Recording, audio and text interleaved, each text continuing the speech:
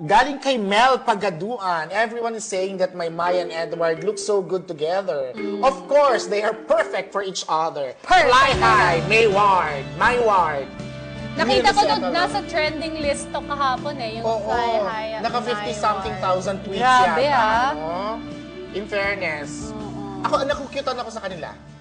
Ang cute kasi, di ba, parang yung kay Maymay na parang nakakatawa lang, na walang effort na magpa-cute ako kasi gwapo si Edward. Pero wala naman sa kanilang nagsabi na gusto nilang isa't isa, no? Parang Wala. Cute lang sila when they're together. Oo. Pero natanong namin kagabi si Aizan, sabi niya, close nga daw talaga si Edward at si Maymay. Kung paano si Marco, katiting lang daw na likes, may katiting daw na pagka-like kay Heaven. Yun Sinabi ni ang Aizan kasi insider silang scoop tatlo ni daw lagi Aizan. magkakausap. Oo. After niya, kilig-kiligin kay Fenech. Oo, pero kaloka. cute. Lalo na nung nagbihis pilot at FA sila, napaka-cute ni na Maymay at Edward. Lalong cute nga si Edward eh. Oo.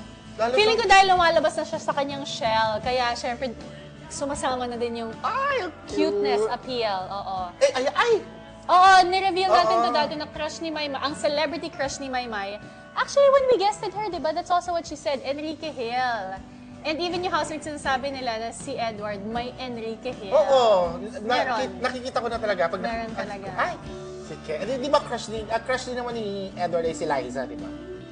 I think niya so. ba? Parang I don't nabanggit niya remember rin who he said. Kasi lahat tinanong natin, kaya hindi ko Parang ang dami kasi puro I think, Liza oo, puro Liza lahat Puro ng Liza boy mga housemates sagot eh. kasi. Anyway. Sabi ni Pawi, the idea of that Save Yourself challenge is stupid, barbaric, and totally unfair. Come on, TBB, you can do better than that. Natawa ako doon sa barbaric. Oo, barbaric talaga. Oo. Anong masasabi mo dyan? Hindi naman kasi feeling ko yung mga nagre-react ng ganito kasi meron silang gustong ma-evict na. Ma-evict, hindi ma-save, ha? Meron silang Gustong ma-evict. feeling ko kasi pag nagbotohan, may evict yung gusto nilang ma-evict kasi hindi yun yung i-vote nila eh. So marami nagre-react na bakit merong league task challenge pa. Pero sabi ko nga, baka naman, dadating naman tayo dun sa time na